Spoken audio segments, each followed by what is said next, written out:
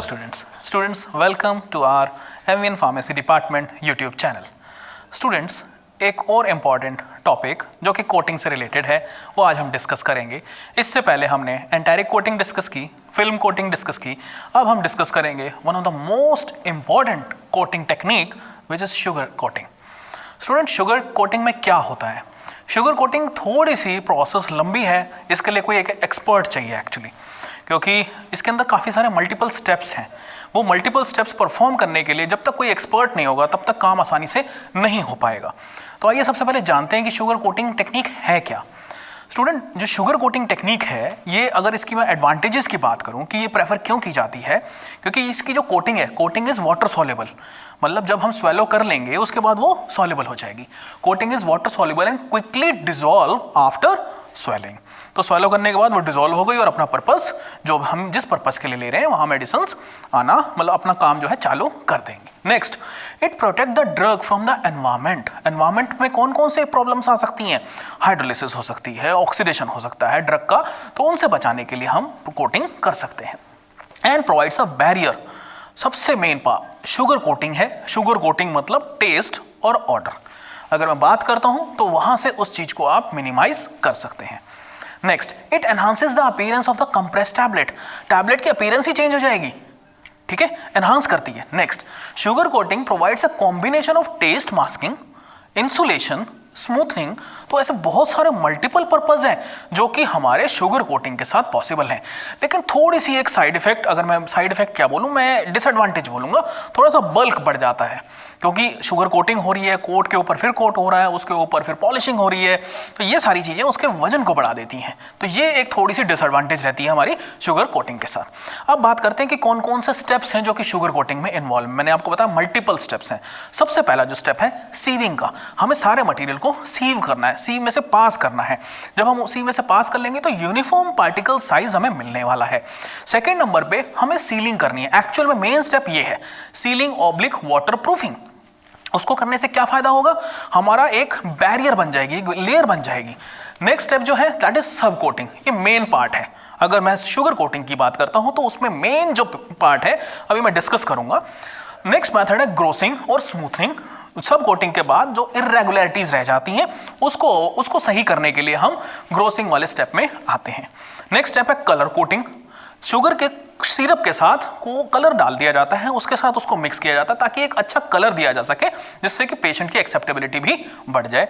Next है polishing. Polishing करने के लिए ऑब्वियस ही बात है कि जब हमारा सारा काम हो चुका है, एंड में हमें क्या करना है, फिनिश प्रोडक्ट को लेके आना है। तो फिनिश प्रोडक्ट को लाने के लिए हमें उसके ऊपर पॉलिश करनी पड़ेगी, और पॉलिशिंग के लिए पॉलिशिंग एजेंट्स हैं, वैक्सेस यूज करते हैं जनरली। तो आइए स्टूडेंट्स, अब एक एक करके एक एक स्टेप को समझते हैं कि हर एक स्टेप में है क्या। सबसे पहले अगर मैं बात करूं सीलिंग ऑब्लिक वाटर प्रूफिंग, नाम से समझ में आ रहा है, लेकिन जब हम इस प्रोसेस को करने वाले हैं तो हम इस चीज का ध्यान रखें कि जो हमारी टैबलेट है, मतलब हमें सिरप अप्लाई अभी नहीं करना है, हमारा पूरा का पूरा जो कोर है वो सही रहे। कैसे? Prior to applying any sugar core must be sealed, dried and free from residual solvents. उसके अंदर इस टाइप की कोई भी चीजें नहीं मिलनी चाहिए। It should be sealed, it should be dried and it should be free from the residual solvents, नहीं तो वहां पे कंटामिनेशन के चांसेस बढ़ जाएंगे। नेक्स्ट है seal coat provides a moisture barrier. ये जो सील कोट है ये क्या करेगा? एक मॉइस्चर बैरियर की तरह एक्ट करेगा। And hardness to the surface of tablet, जिसकी वजह से जो एट्रिशनल फोर्स हैं वो कम हो जाएंगे। अब वो जब कम हो जाएंगे तो ऑब्वियस ही बात है कि उसके अंदर जो डिफेक्ट्स हैं वो डिफेक्ट्स नहीं आएंगे। सीलेंट्स जो हैं, जनरली जो सीलेंट्स हम यूज करेंगे, जिसकी हम बात कर रहे हैं सीलिंग की, जो वाटर प्रूफिंग की तरह काम करती है, एक as a waterproofing layer की तरह काम करती है, वो क्या है? Sealings are generally water insoluble polymers. अब वो कौन कौन से पॉलीमर्स हैं उसकी तरफ ध्यान देते हैं। सबसे पहले shellac, next is cellulose acetate phthalate, CAP के नाम से इसको हम जानते हैं। Next is hydroxy propyl cellulose, HPC के नाम से जानते हैं। Next is hydroxy propyl methyl cellulose. ये कुछ पॉलीमर्स हैं जो कि किसका काम करते हैं? सीलेंट का काम करते हैं। वाटर इनसॉल्युबल पॉलीमर है, इसको किसके अंदर? ऑर्गेनिक सॉल्वेंट के अंदर डिसॉल्व किया जाता है। क्या क्या स्टेप्स रहते हैं वो देखते हैं। पॉलीमर लेंगे आप, जो आपका ये सीलेंट है, इसको किसी ऑर्गेनिक सॉल्वेंट के अंदर डिसॉल्व करेंगे। डिसॉल्व करने के बाद कोटिंग पैन है, कोटिंग पैन के अंदर इसको इंट्रोड्यूस किया जाएगा। कोटिंग पैन का कंपोजिशन क्या है? कोटिंग पैन या तो स्टेनलेस स्टील का होगा या फिर कॉपर का होगा।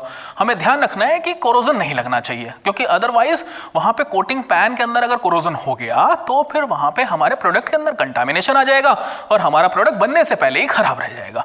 इसलिए जब हम बैच भी चेंज करेंगे तो उसकी प्रॉपर वॉशिंग और प्रॉपर ड्राइंग बहुत जरूरी है। नेक्स्ट, पैन के अंदर जो पैन है, कोटिंग पैन है, उसके अंदर एक मोटर फिटेड है, मोटर की हेल्प से वो ऑपरेट होता है। बाद में अब क्या है कि हमें उसे ड्राई भी करना है, तो ड्राई करने के लिए हमें क्या उसके अंदर हॉट एयर इंट्रोड्यूस करनी पड़ेगी। अब बात आती है कैपेसिटी की। पैन जो है, हमें डिजायर कितना है, हमें कितनी कोटिंग करनी है, उसके हिसाब से डिजायरेबल साइज का हमें पैन चूज करना पड़ता है। और जब हम पैन चूज कर लेते हैं, अब बात आती है पैन के रोटेशन की। तो स्पीड एडजस्टर होते हैं, हमें कितनी स्पीड पे उसको रोटेट करना है, तो that is with the help of speed adjuster. और एंड में अगर बात करें कि आज के टाइम में हम फ्लूइडाइज्ड बेड ड्रायर भी यूज करते हैं इस पर्टिकुलर प्रोसेस के लिए। तो ये हमारा फर्स्ट स्टेप आई थिंक सबको क्लियर हो चुका होगा। ये कुछ स्टेप्स मैंने आपको बताए हैं। पॉलीमर लेना है, डिसॉल्व करना है अल्कोहल के अंदर।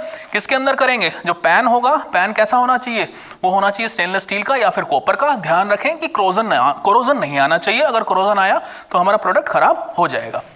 फिर उसके बाद पैन है, पैन के अंदर रोटेशन जो होगी वो मोटर की हेल्प से होगी और उसके अंदर हॉट एयर इंट्रोड्यूस की जाएगी। हॉट एयर का पर्पस क्या है? ड्राइंग के लिए।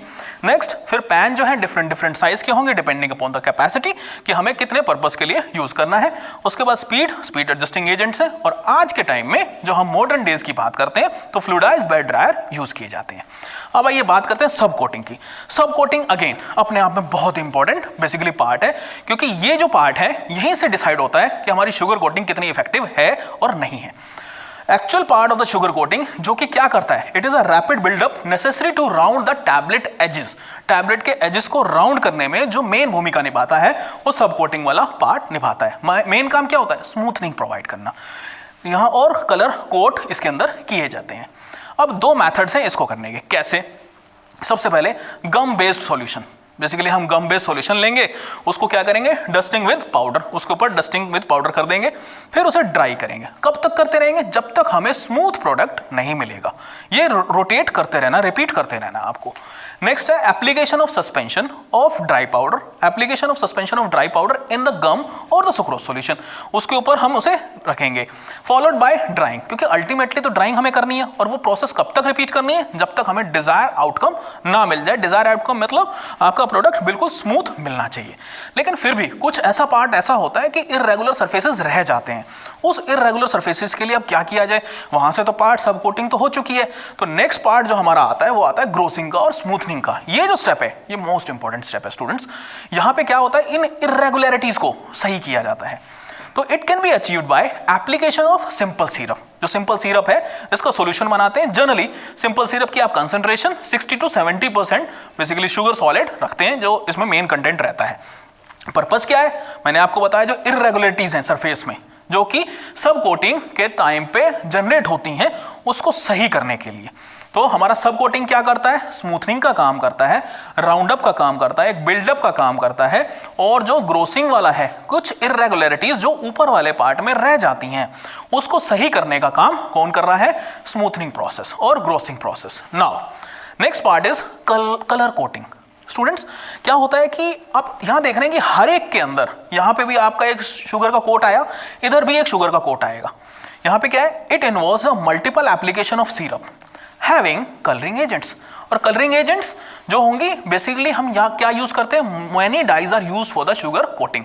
वो डाइज आपकी अप्रूव्ड होनी चाहिए। जो भी हमारा कलर कोड है, कलर प्रोडक्ट जो है, वो अगर अप्रूव नहीं होंगे तो हम यूज नहीं कर पाएंगे। तो ये जितना ज़्यादा हम शुगर की कोटिंग यूज करते हैं उसकी वजह से बल्क बढ़ जाता है, और जब बल्क बढ़ जाता है तो ये एक छोटा सा इसका एक डिसएडवांटेज भी है जो मैंने आप लोगों को डिस्कस किया था। बट इसका जो डिसइंटीग्रेशन टाइम है तो इसकी वजह से थोड़ा सा डिसइंटीग्रेशन टाइम भी अफेक्ट जरूर होता है। Next is polishing. अब क्या है कि हमें फिनिश फॉर्मुलेशन चाहिए। फिनिश फॉर्मुलेशन के लिए क्या है, हम एंड में उसको पॉलिश करते हैं, चमकाते हैं। अब चमकाने के लिए कुछ एजेंट्स चाहिए, वो क्या क्या है, वो है हमारी वैक्सेस। कैसी, बीज वैक्स हम यूज कर सकते हैं, कार्नोवा वैक्स यूज कर सकते हैं, हम हार्ड पैराफिन वैक्स यूज कर सकते हैं। तो स्टूडेंट्स, ये जब स्टेप्स हम सारे के सारे अच्छे तरीके से करेंगे तभी जाके हमें जो डिजायर आउटकम है वो हमें बहुत अच्छा मिलने वाला है। तो स्टूडेंट्स, मैं आप लोगों को एक बार फिर से स्टेप्स रिपीट कर देता हूं, कौन कौन से स्टेप्स हुए। सबसे पहला sieving, second number is sealing oblique waterproofing.